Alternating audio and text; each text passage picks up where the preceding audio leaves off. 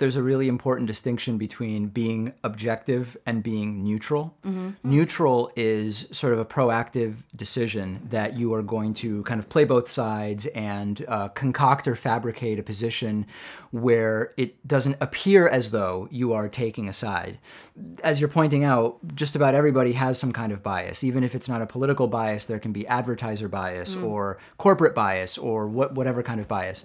Objectivity, I find to be much more interesting and more important, and that's what I try to do. So when I make an assessment of what I think is a good policy or not a good policy, I'm not pretending to have a position that is any different from my true, sincere, genuine position, but I try to be objective in accurately characterizing what my opposition's views are, why they came to those conclusions, so on and so forth. So I think a lot of times neutrality is the wrong goal, and objectivity is sort of a better thing to strive for. All right, well, let's have you give us a little bit of a breakdown of your background before your show. Sure. So I was born in Argentina. My family moved to the U.S. when I was a little kid.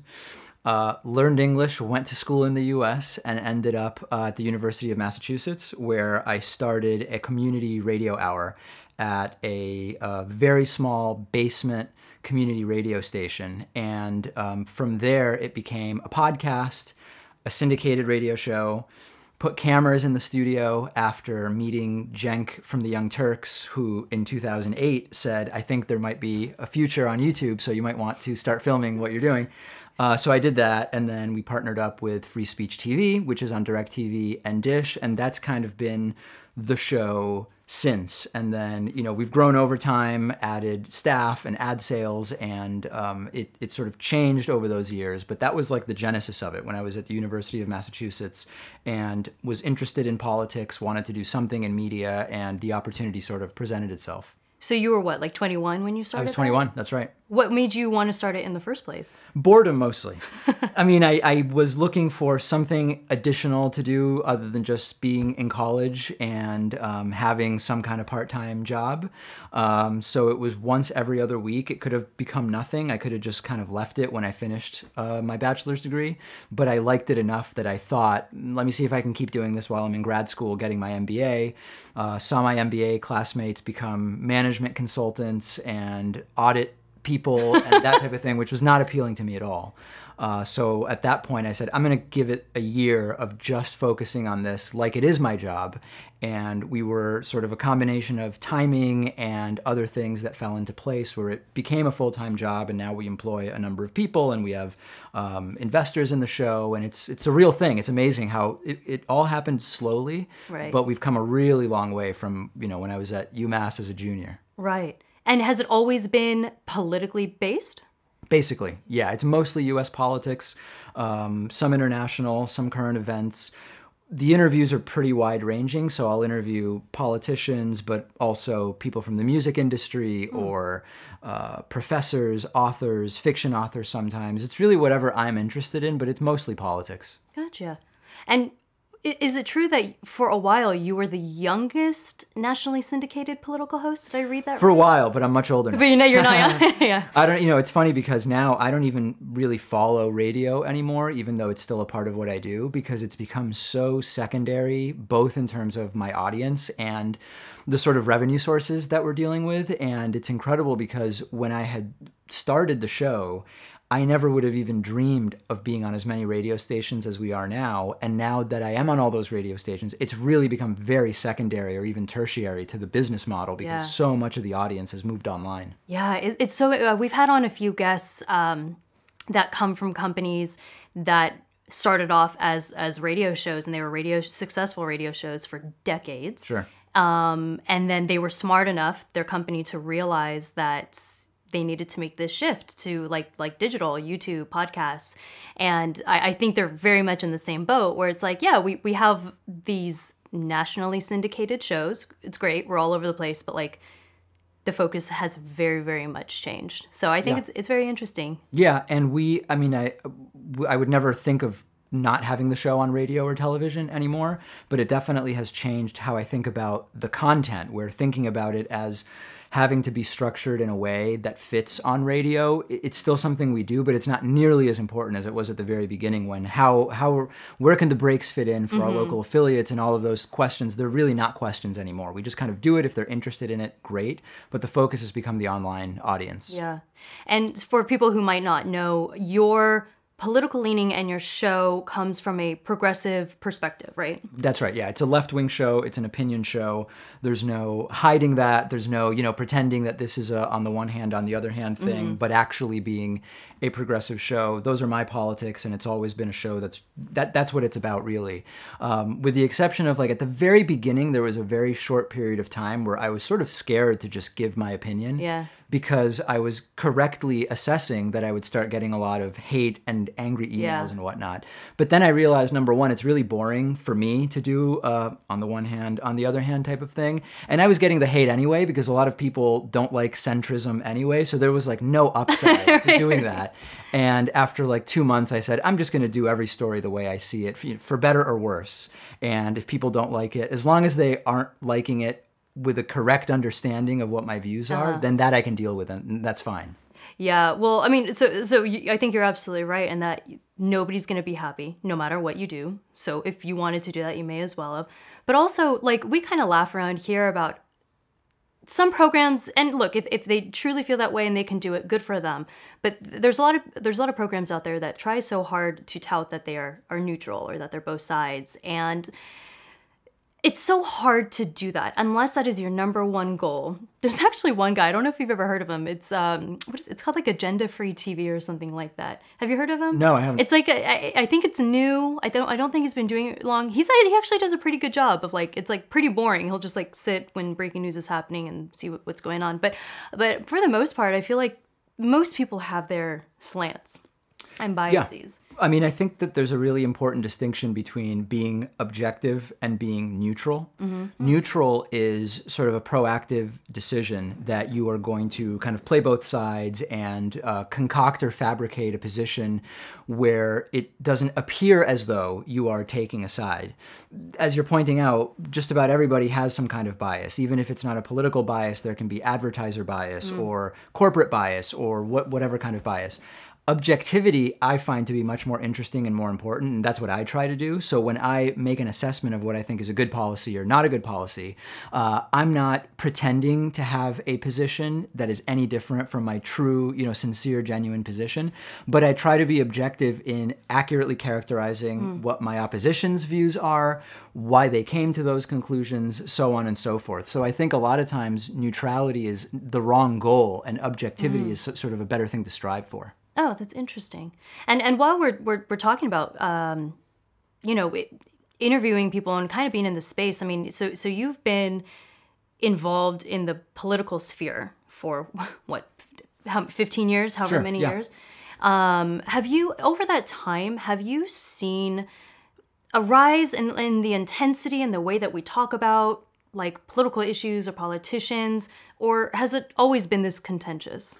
I think it's always been this contentious in terms of the strength of people's disagreements, but I think particularly in the last couple of years, there's been sort of a coarsening of the discourse that's acceptable, and I think that certainly the president has been encouraging that. We've had a president who talks in a way that we've not seen any president, certainly in the modern era, of audiovisual records of how a president behaves. So I think there's definitely been a sort of coarsening in terms of what counts as valid political debate and discourse. I don't actually believe that the disagreements are any more significant. The disagreements have been pretty significant in the political world for a long time, but the way we talk about them, I think, has definitely changed. I mean, this is your living. Like, this is what you talk about every day. Does the contentiousness ever get to you? It does. I mean, I go out of my way to stay almost completely off of social media on weekends and after hours. I don't pay attention to the news on weekends. I'll go visit my mom and she'll say, "Did you see what?" And I'll say, I didn't. And I'm not working right now. And just really having calculated and planned time off from it, because it gets very, very toxic for sure. Yeah. I mean, we were just yesterday we had a shoot with another guest, and it hasn't aired yet, so I won't say who, but we were talking about how the role of social media and 24-hour news cycles might be contributing to this divisiveness. I don't know if you feel the same way, but it was a really interesting conversation on how it's just like we have a hard time with it. He's also like pretty involved in the space, and he had an incident. He had like a live event, and there was a huge strong reaction to it that he got a lot of blowback online, and he was just like I'm like not on Twitter anymore because of it. Yeah, I know a lot of people who have opted out of some of the social media platforms. You know, I still use them all because they are important for my brand and for spreading awareness about what I'm doing and growing an audience. But I recently interviewed Cal Newport after reading a number of his books, including Deep Work and Digital Minimalism, and it's just abundantly clear that there's something very negative about the sort of constant scrolling social media culture. It's proactively making people less satisfied with their lives. It's increasing anxiety and depression. And so I'm trying to find a balance between what's good for me as an individual while at the same time, you know, having a role and a presence on all of these platforms. Because one of the reasons why it's so important now to focus on the online platforms and less on radio and television for me is because social media has allowed those online platforms to become so big. So I can't neglect them, but at the same time, it's all about sort of finding a balance and finding the right amount of exposure to those platforms. Right. It's like such an irony every time I go on Twitter and like say something bad about Twitter. It's like, but also I'm on it because I get it. I understand it. Yep. So I mean, in relation to all this, you know, I feel like with everything becoming so divided right now, it's becoming really taboo to talk with people, I mean, kind of generally, but especially people we don't agree with. But I know that over the years, you've interviewed people that you don't agree with. I know like Richard Spencer, a white supremacist. Why do you think it's important to talk with people you don't agree with, even those who are considered controversial? Well, I think it's important depending on how you do it, right? So my philosophy is that of responsible platforming, which is any decision I make about a guest is sort of an evaluation of a few different things. Number one, how prominent are they or their ideas? Number two, is it worth refuting ideas that are bad, or is it better to sort of let them, leave them alone and let them potentially die out? And number three, am I going to be like well enough equipped and prepared to be the person refuting those bad ideas? And if the answer to any of those questions comes to the point where I don't think that there's actually an advantage for my worldview and my philosophy to interview someone, then I won't. So my main concern when I interview someone like Richard Spencer or whoever else is I want to be really well prepared for when I hear something that I don't agree with, when I hear something that I think is damaging for our society, the idea of separating people by race, the idea of getting people out on the basis of a religious belief or ethnicity or whatever, I want to make sure that I'm prepared to take those ideas, take them on head on in a way that I feel good about, because the last thing I would want to even be flirting with or dancing with doing is giving someone a platform merely to espouse bad ideas in a way that could actually grow support for those ideas, or it could accomplish the exact opposite of what I'm looking to do. So you only want to have just so I can be clear, because I think this sounds kind of similar to what Oprah did back in the day when she had the KKK on. You don't want to just give them if it's someone that you think like has a dangerous idea, you don't want to just give them a platform to just share their idea. You want to, I don't want to use the word challenge if that's not what you mean, but kind of. I do want to challenge, and I don't want it. So in my head, I'm thinking, let's say it's 20 years from now, and either the ideas of this guest have grown and have become mainstreamed, which would be horrible, or they've died away, and people 20 years from now may have significantly moved on from these ideas as sort of being dangerous. If I do an interview where I give someone a platform to talk about their racist views or homophobic views or whatever it is that I find objectionable in whatever way, What will I sort of have accomplished by leaving that interview as part of the historical record, right? The fact that these ideas existed, that's a pretty low bar for me. And I think most people in the West who have access to media know that these bad ideas exist. So I feel much better about the idea that if in 20 years someone looks back at my interview with Richard Spencer, no matter what's happened with the alt-right and with white nationalism, it will be clear that I challenged the ideas and that I believed that they were bad. And that's something I can actually feel good about, rather than saying, talk about white supremacy or whatever else it might be. Do you get a lot of blowback when you do talk to these controversial figures, or do you get a good amount of acceptance, actually? It's a mix from both the left and the right. There's people on the right that like the idea of me talking to some of these extreme right-wing figures because they like their ideas. That's a very different motivation than mine.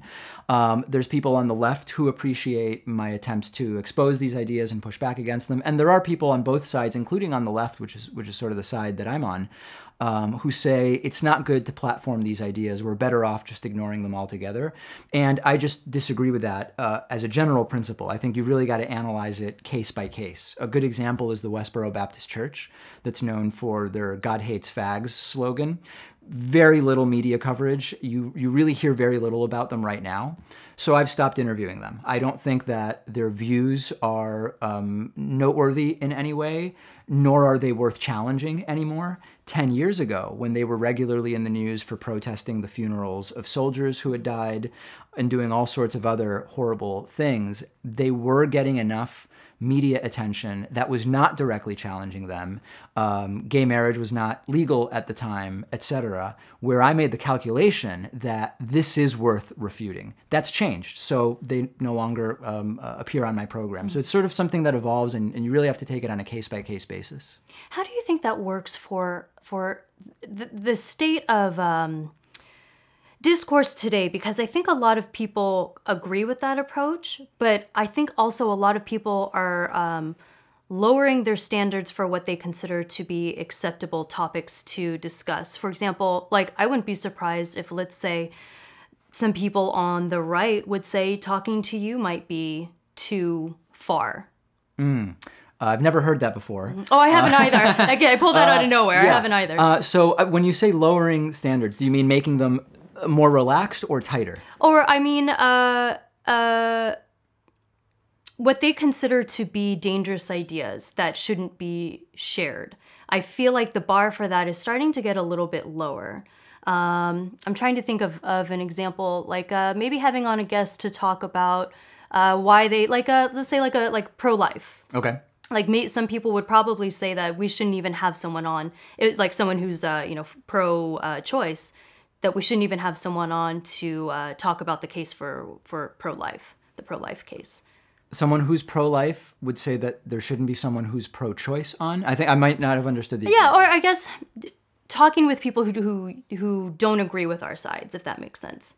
Yeah, I mean, listen, there will always be people who want to suppress the speech of those that they disagree with for different reasons. It could be because they view the opposition as posing such a significant challenge that rather than engage, they want to just shut down the debate. And sometimes that can be a sign of the weakness of their argument. In other words, if you are on the side of so-called climate skepticism, I call it climate science yeah, that's denial. a good example. Yeah. You might want to do everything you can to silence the pro-science voices, what we call the consensus, what we call the reality-based approach, because you see that as a serious challenge to your climate denial views. In other words, you believe that in a fair sort of confrontation, a battle of ideas, so to speak, to use a cliche term, you believe that the pro-science side is going to come out on top. So rather than engage with them, you might try to prevent them from even having a voice. That would be sort of one reason why someone might try to do that.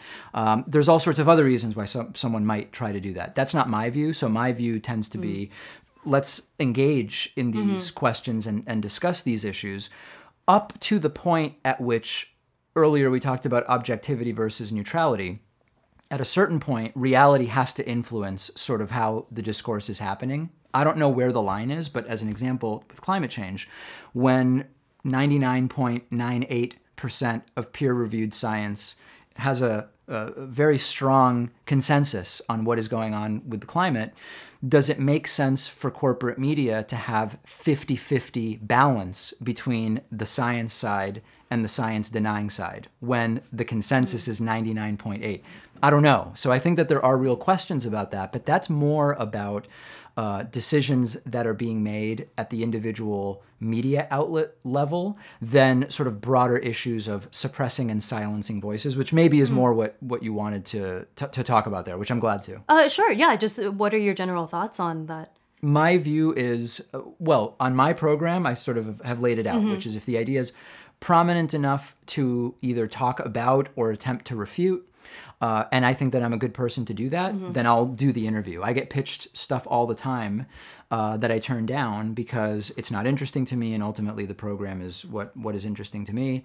I don't think the ideas are prominent enough. They're very obscure, conspiracy theories, for example, that I don't think are worth refuting. Yeah. But my view is one where I want more speech as long as it's responsibly platformed. Responsibly platformed. That's an interesting way to put it. Yeah, well, that's what I outlined before about how prominent are these ideas? Are they worth refuting? And am I well equipped to do it myself? Yeah, I think that's interesting because a lot of platforms, I think they don't look at it that way. So I think that's kind of cool. Responsibly platformed. Gotcha. Yeah.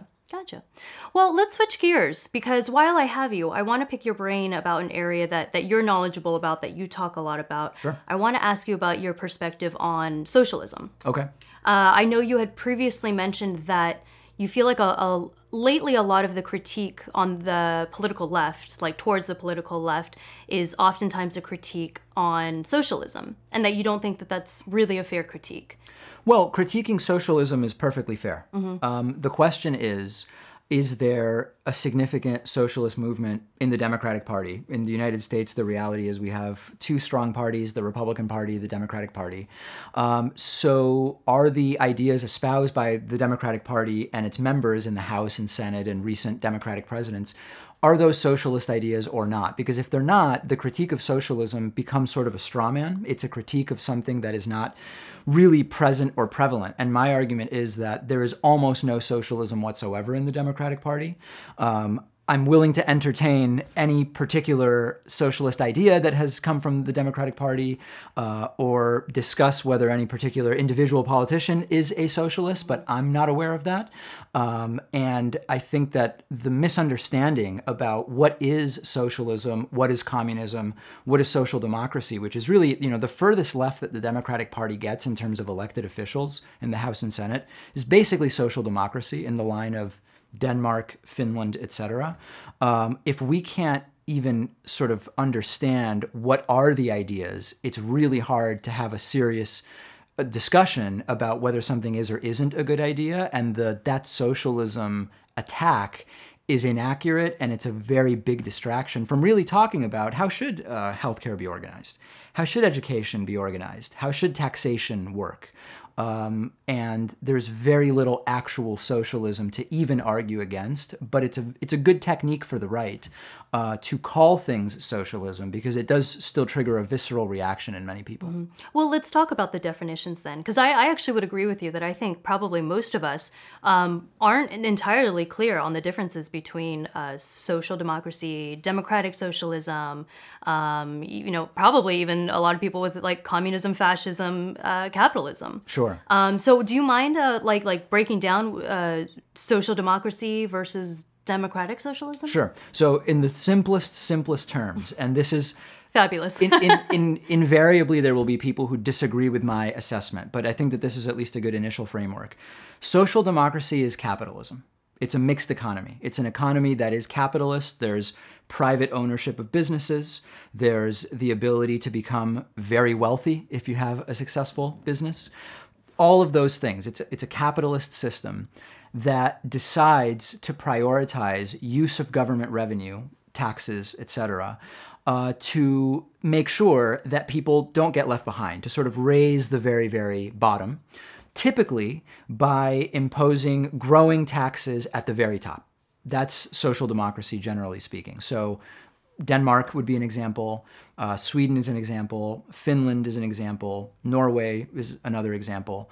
And these are capitalist countries. There's private ownership of business. There's lots of very rich people. Some of those countries, in fact, are ranked as having better business environments and business climates than the United States.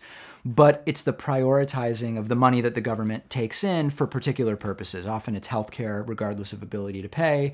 Sometimes it's maternity and paternity leave, whatever.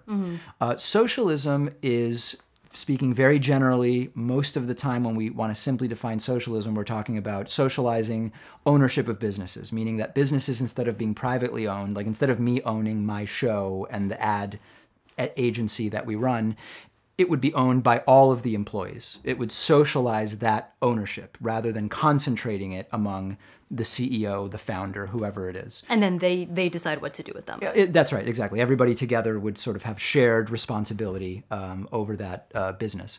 And communism would be when the state takes ownership of the businesses. Now, there are gray areas. There are different types of communism and socialism, but generally speaking, that's what we're talking about. And with that very basic definition, it becomes very clear that there's very or almost no clamoring or serious possibility of, for example, a socialist president being elected in 2020. I mean, none of the candidates that are running have almost any socialist ideas, as an example. So when we hear of the rise of a pro-socialist position in the U.S., you're saying that that's generally speaking about social, I'm getting the two mixed up, social democracy. There's two things going on in the so-called rise of socialism. One is that there is a less negative view of socialism currently than there has been in the U.S. in a long time. Now, part of that is because the sort of vulture capitalism, as we call it, has gone awry in many, many ways. We can see that in terms of the level of income inequality that exists in the United States. We can see it in so many other ways, medical bankruptcies, et cetera, et cetera. So part of it is, even if one doesn't identify as a socialist themselves, certainly when capitalism is so boldly imploding in our faces, you are going to, logically, it seems to me, have maybe a less negative view or be more open to socialism. The other part of that, though, is, again, this confusion between socialism and social democracy. And on the actual issues, if you ask people how should healthcare be organized, how should taxation be organized, et cetera, most people are talking about social democracy, which is slightly higher taxes on the very wealthy, restructuring the relationship between individuals and healthcare to not run mostly through employers, but to run in a different way. So it is a lot of confusion about the terms as well.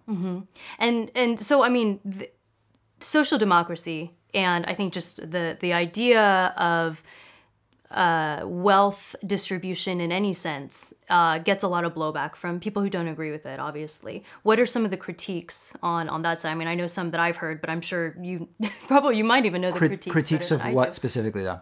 About the idea of distributing wealth instead of having, a total free market where everyone has their own money and they get to keep it and do with it what they want. And the argument that can help people, like freedom can help people flourish more than higher taxation and centralized programs. Man, well, so let's see where to start. I mean, there's a lot of stuff in there that is sort of in conflict with itself. So let's see if we can break it down into a few pieces. One thing is, it's important to understand that the government and our society already is making decisions about how wealth should be distributed or redistributed.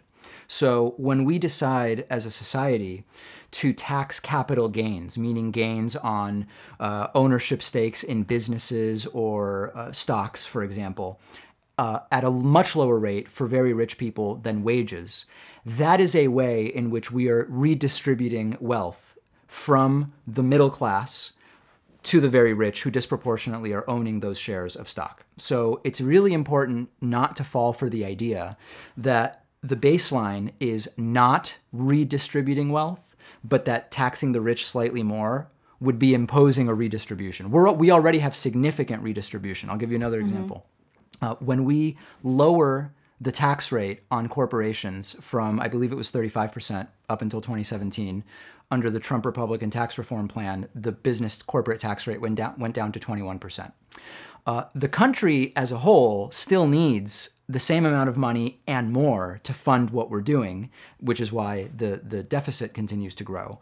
So when you get less of that money from corporations, it's coming from somewhere else. Someone else is going to have to pay for that. That's already a redistribution. So it's really important not to think about this issue as, is it fair to go from no redistribution to redistribution? Because that's not the status quo. What we want to be thinking about is, what redistributions are happening right now? What are we saying when we allow companies, for example, like Amazon, to pay no taxes, and someone else is paying for that? Compared to, well, maybe let's make them pay their fair share. Maybe let's make the very, very rich pay their fair share. It's already being redistributed. The question is, how do we want to do it? That's really important to understand.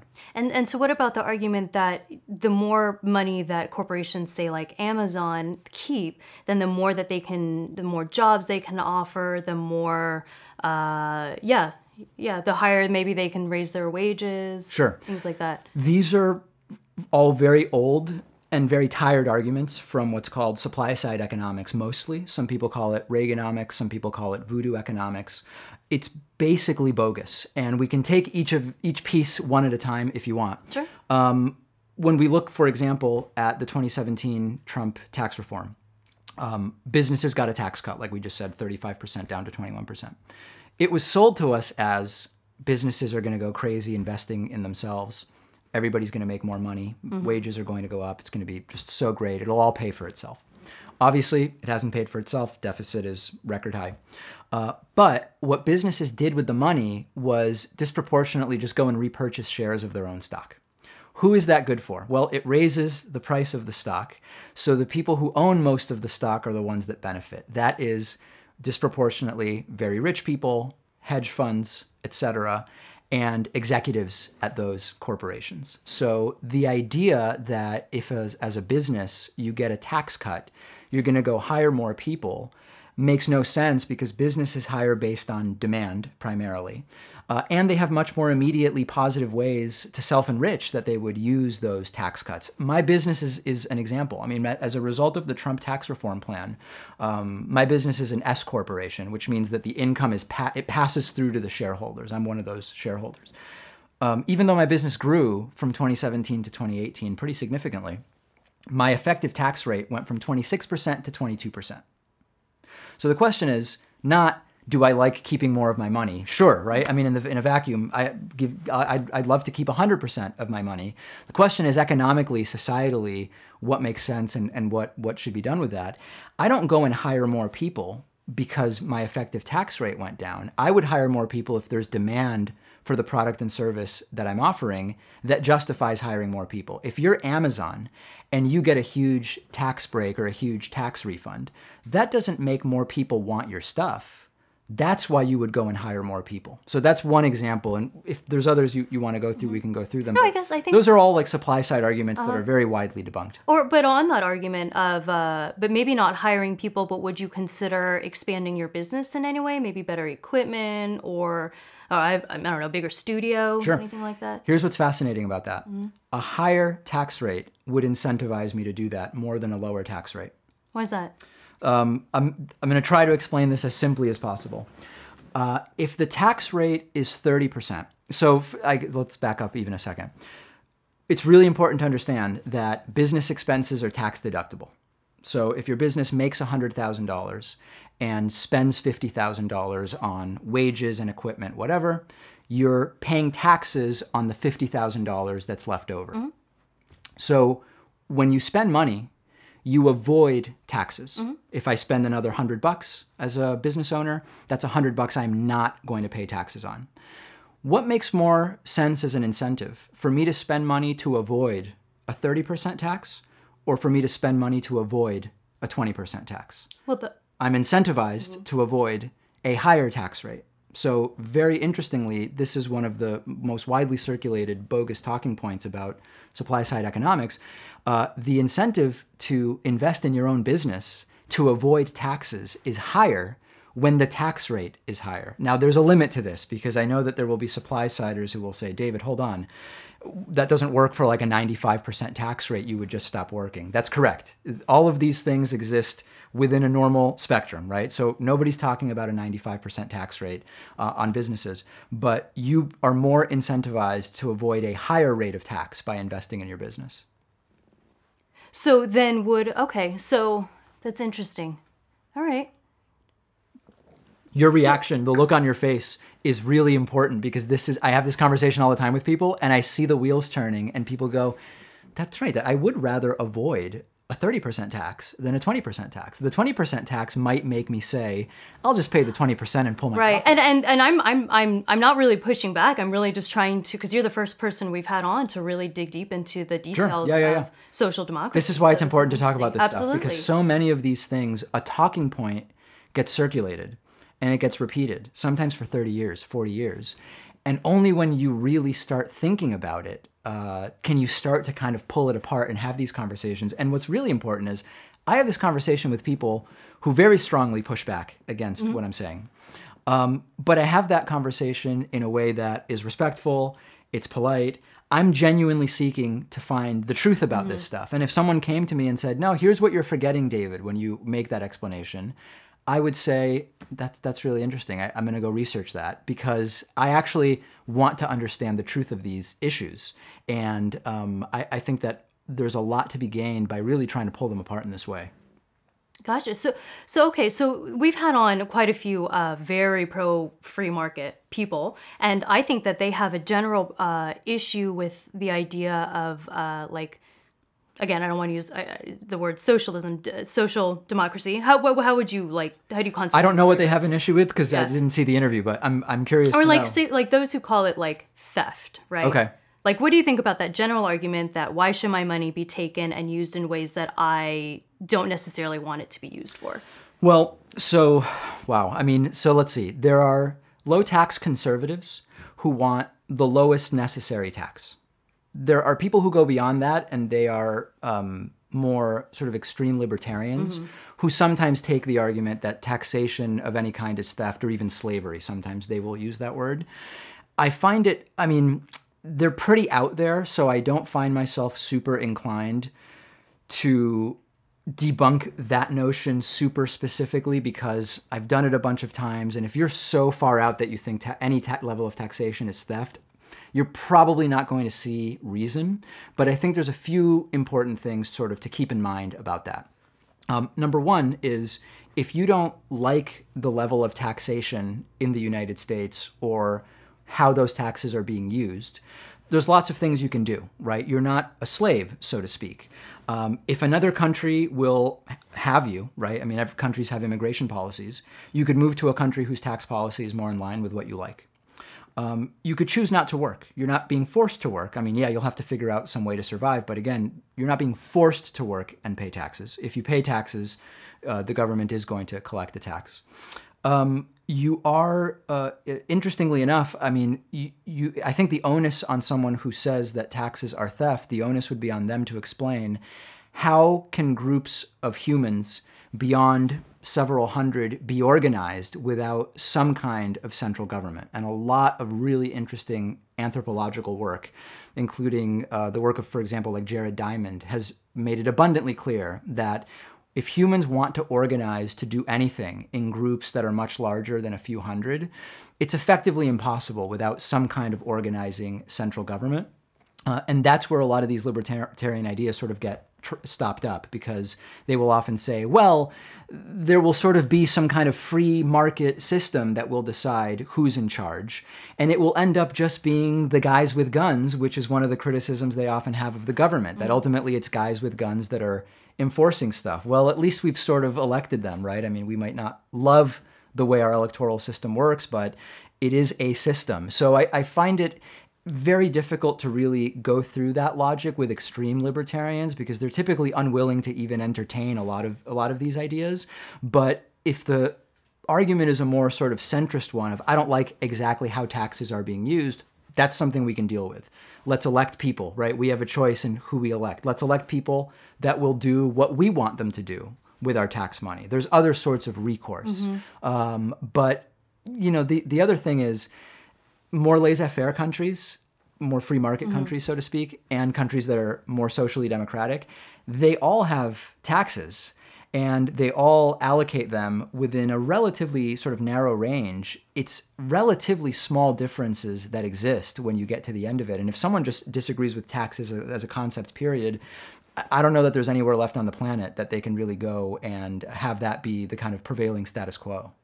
And what about those who make the argument that having centrally controlled programs, education, healthcare, hurts the quality of these programs? I guess I'd have to know more about exactly how they're measuring that and sort of what they're asserting. I think certainly with healthcare, we have endless examples. You know, there's about a dozen different systems in countries ranging from Canada to the UK, France, Germany.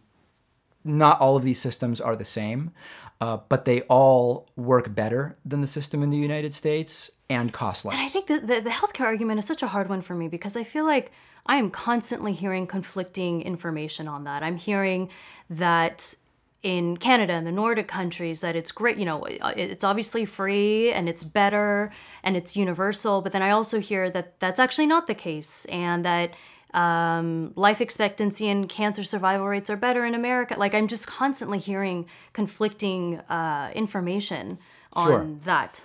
Well, there's a very well-funded effort to make it really muddy in the United States in order to prevent people from realizing that almost any system would be better than the system we have. Now, you mentioned a few different arguments. We've got to really unpack them one by one. Yeah, And because the systems are so different in each country, there's no single criticism that is going to apply to all of the countries that are out there that have different systems. So Canada, for example, has a province-based system of care that is administered by each province. Oh, so they're different. Well, they're administered at the provincial level. They're very similar programs, but they're administered in that way.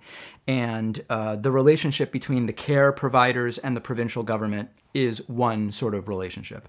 In other countries, you actually have governments that run the health facilities or that are administering the health facilities, which are still privately run, but the health insurance piece, for example, might be funded through taxation. So in order to really think about this, we have to have more narrow critiques. So like even when we say cancer survival rates are better in the US than in other countries, for example, we've got to talk about which country and what type of cancer, because there is no one answer to that. Oftentimes, cancer survival rates can depend on how sick are the patients at the point of diagnosis.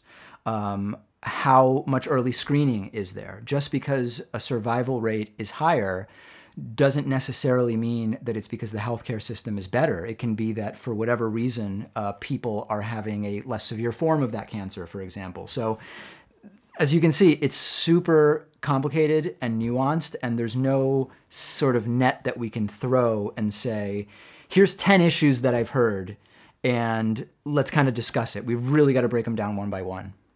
Do you think the fact that America is so diverse and so populated changes our conversation with specifically healthcare, actually probably even education too? A lot of these issues, the fact that we're so diverse, do you think that like changes anything for us that maybe other countries don't have to think about as much? In what way would diversity affect it? Well, when it comes to health, like genes, genealogy, when it comes to education, us having probably so many more pockets of different subcultures, different states, cities within those states. Well, let's think about healthcare first. So genetics. The idea, I want to make sure I understand the idea. The idea is that healthcare in the US is different than in some other countries in some way because of genetic diversity in the United States. Oh, I'm just posing the question. I honestly have no idea of. I don't know. I can't think of a way in which something that I've would thought make about. A difference. Yeah. I'm not aware of any way in which that would make a difference. I mean, certainly having a larger population lets you spread the risk over more people, and the larger your risk pool when it comes to uneven outcomes. I mean, that's the thing about health care, which is that different people will have different health care needs throughout their life. A lot of people will have relatively small healthcare needs until very, very late in life. Other people will have acute healthcare needs at individual points due to injury, for example, or certain conditions. And then some people will have sort of very expensive chronic care for chronic conditions. And the more people you have across whom you can spread that risk, the better you can sort of anticipate what your total healthcare need will be. So that's one way in which having a bigger population would be good for transitioning to some kind of universal or single-payer system. And can you talk about like the state of Obamacare? And I'm asking from someone who genuinely knows very, very little about it, the successes and the failures of it. I think it's in a hard place because it's like trying to be a competitor, right? It's a competitor to what? To all the other options out there for everyone. But I feel like all I hear is that everyone's just like unhappy with it. Please, right. like, clear it up. Well, so let's see. Obamacare does not provide health insurance. Obamacare mandated that everybody needed to have for-profit health insurance. So it's coming from all the same for-profit companies. So, or pay a fine if you opt not to have health care at all. That was called the individual mandate, which the Trump administration has done away with. In that sense, Obamacare was, interestingly, Obamacare was really conceived by the Heritage Foundation, a very conservative organization in the 90s, because it mandates tens of millions of new customers for-profit insurance companies. So the opposite of socialism, the opposite of left-wing. So their incentive was purely monetary. Whose incentive? The Heritage Foundation? The incentive of the for-profit health insurance companies is that the government will say everybody has to go and get a for-profit insurance plan from these for-profit insurers. Right. So their incentive was just monetary. The insurance companies were standing to get tens of millions of new customers from that. Right. So the complaints about Obamacare, there's different complaints about Obamacare. One is that the premiums of the healthcare.gov plans increased from one year to the next.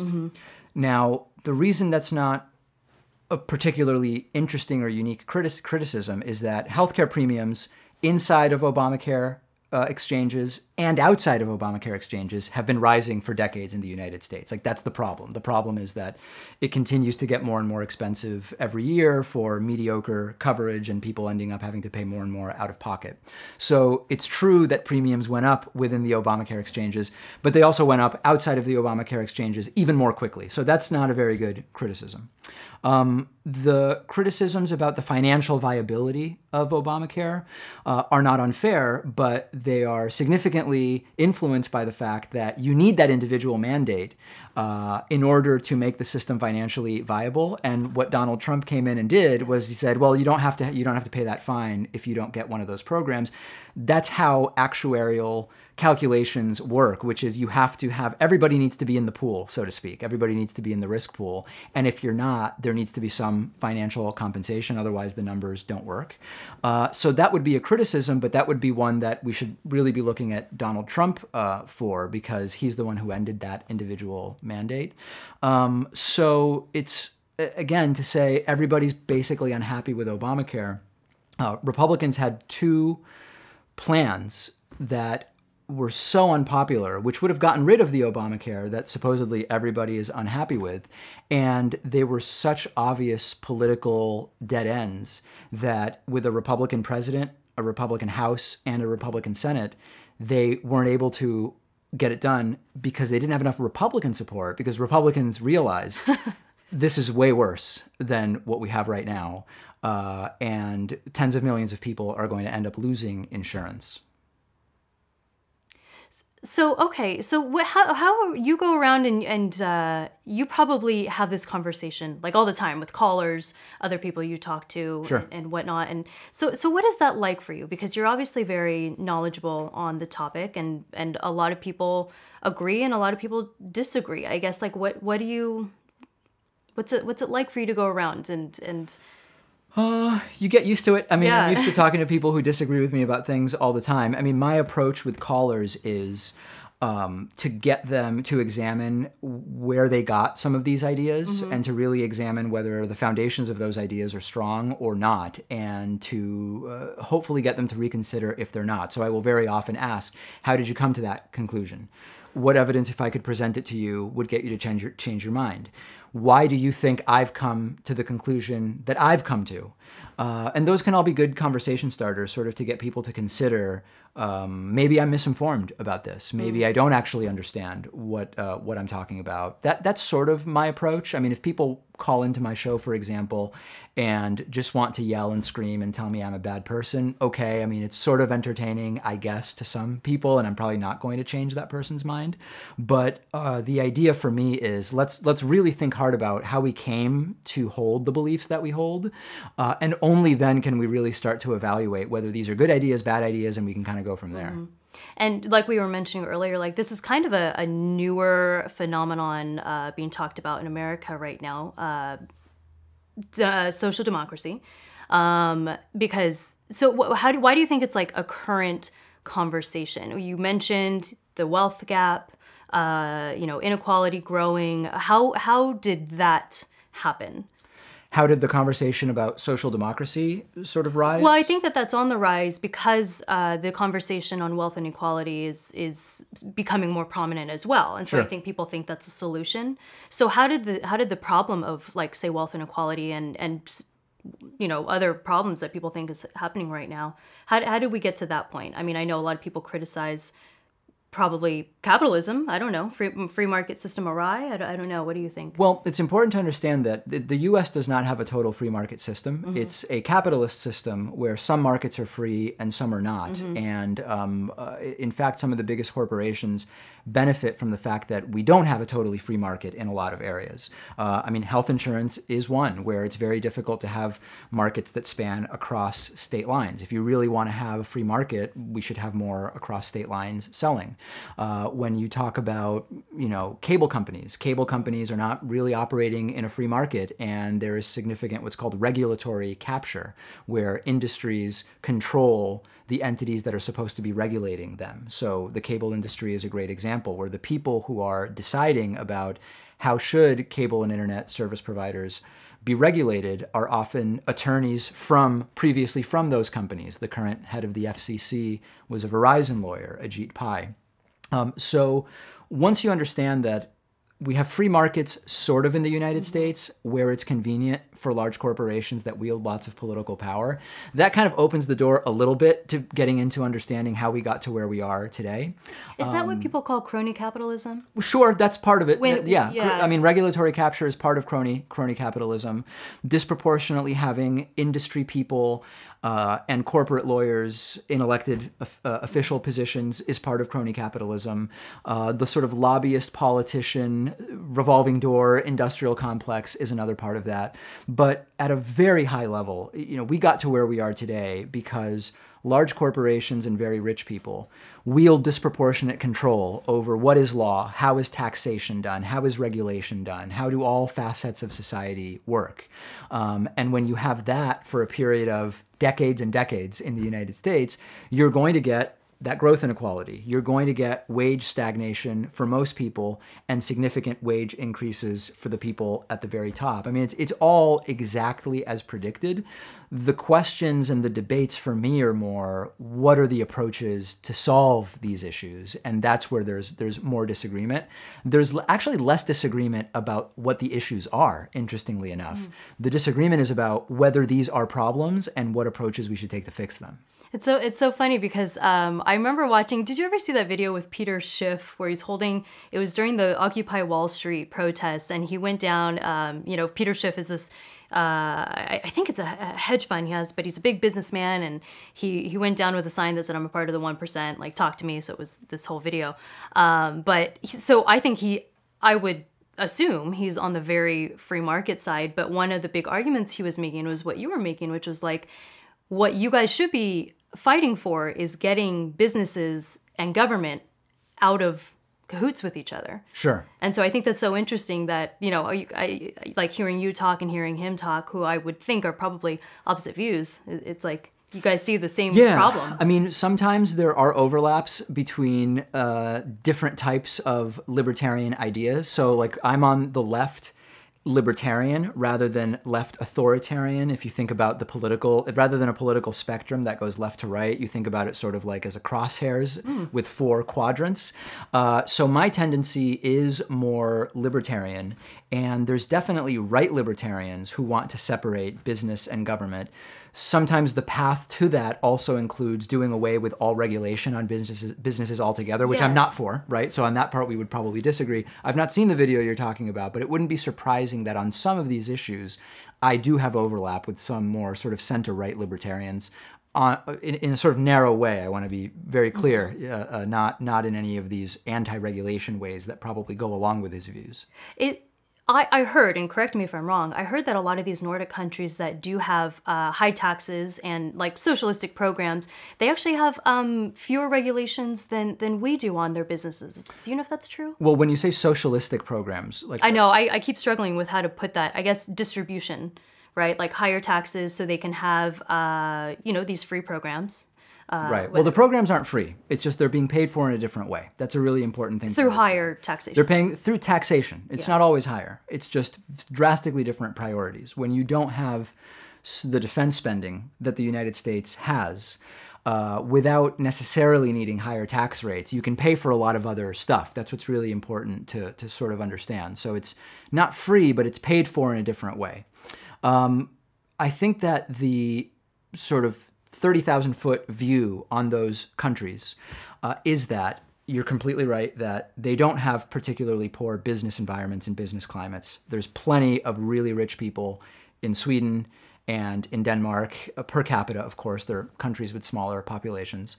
The people are very happy there. When you look at every single year, you look at self-reported happiness studies. The people in those countries, whatever freedom a right-winger in the U.S. says they are lacking there, does not seem to be holding down happiness in those countries. Life expectancy is very high. Education is very good. There's no such thing as medical bankruptcy. So I think that it's, again, these are capitalist countries that have said, we are going to be, instead of this capitalist, we're going to be this capitalist, and this little piece at the top we're going to use to make sure nobody gets left behind and to put some limits at the very top. It's working out quite well for them. So back to the regulation, do you know if they do have like less regulation than we do? I heard that, so. Regulation's a very broad term, so it's important that we distinguish between regulation in terms of the relationship between the employer and the employee, regulation when it comes to pollution. We need to really drill into what type of regulation we're talking about. If we don't do that, it's very difficult to say there's more or less regulation. Are we measuring by the number of regulations? Are we measuring by how long it takes to register a new business? Like that's a metric that sometimes is used to allude to how much bureaucracy is there. We need a little more detail. Yeah, interesting. I guess I've just heard that generally they have less, and that might be one of the reasons why they're pro-business. So I thought that could be, I don't know. I guess I wonder if that would be a trade-off for those who are I don't know, maybe very free market or against, I guess, the opposite sides of you. It's like, well, could that be a trade-off then? Like, lower regulation to help businesses thrive while also offering these more universal programs? I don't know. Well, I think it's important to know that less regulation to help businesses thrive, what it means is to socialize the negative externalities of what businesses do, and that's not a good thing. So I think, number one, it's really important to understand that when we say less regulation lets businesses thrive, it's happening at the expense of something. So like as an example, we could say, you know what? it would be great for businesses. They would thrive if we reduced environmental regulations on them. Certainly, I'm sure lots of businesses would be able to make more money if we eliminated environmental regulations. But the environment is going to pay that cost, which will then be socialized across taxation in order to clean up or fix the damage that's done. So for me, it's less a question of do we want to just let businesses thrive and do whatever they want? It's who do we want to pay, who do we want to have pay for the damage that businesses can do in many industries? Should it be the businesses themselves that are making the profit? I think the answer is yes. Should it be taxpayers who are victims of pollution and corruption and fraud and crony capitalism? I don't think that that's who should pay. I think it should be the companies. Interesting. And I think that's such an economic answer. And I like that. Because I think, in me and my journey in learning about economics, you learn it, it's not just about numbers. It's not just about money moving around. It's actually about allocation of resources and it's sometimes like effort, right? And I kind of like that example. Like by making this one decision, how does this affect something else? Sure. And how does that affect something else? I mean, a business activity, whether it's drilling for oil or whether it's a shipping business that has a carbon footprint or whatever, that activity is going to have some total impact on the planet. And the debate really is over who should bear the costs of that impact. And that is a really important aspect of social democracy, which is social democracy is not saying the business shouldn't exist. It's not saying the owners of the business shouldn't be able to make a lot of money. It is saying, however, that the negative externalities that result from that business should be borne by the business itself, not by the taxpayers and everyday people. Interesting.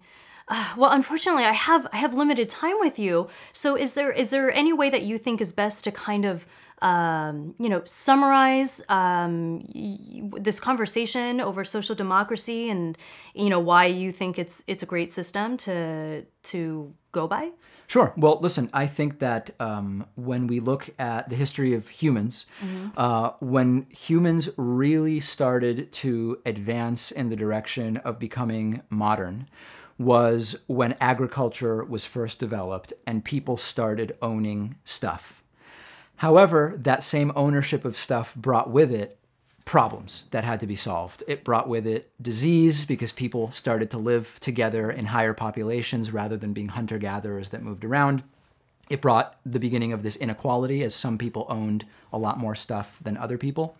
So I believe that social democracy is the path forward because there are lots of good things that have developed in the history of Homo sapiens as a result of the start of ownership culture, so to speak. But we need to make sure that we have a system that understands that it brings with it negative things as well. It brings with it inequality. It brings with it issues related to education and health and the relationships between people and so many other things. And the role of government should be to sort of find a place where the positives of ownership society and individualism and entrepreneurship can exist, but be tempered by the understanding that we have more than enough resources to make sure that nobody gets left behind at the bottom, that nobody has to file bankruptcy because they can't afford healthcare, that everybody can get a reasonable education. And that's the place where social democracy sits or exists. Gotcha. Okay. All right. Is there anything else that you feel like we didn't cover that you think is something else important to just throw out there real quick? No, I don't think so. People can, if they like what I said, there's many places they can find the work that I do. If they didn't, I don't want to hear from them. I get enough. Because you don't like talking to people who disagree with you. Right? No, I do. They should call into my program and argue with me. I do want to hear from them, actually, yeah. Right. Well, where can people find you? DavidPakman.com is the best place, or just find the podcast on any one of those platforms, iTunes, Stitcher, Pandora, Spotify, all of those, or our YouTube channel as well. And it's called David Pakman Show. The David Pakman Show. Easy. Well, thank you so much for coming on. Thanks for having me. I wish we had more time. Absolutely. We'll have to do this again. Thank you. Thank you. Hey everyone, thanks so much for watching the episode. If you're interested in contributing to the conversation and supporting the show, there's 2 easy things you can do. 1, click subscribe, and 2, visit our Patreon page where you get exclusive access to the Exploring Minds community.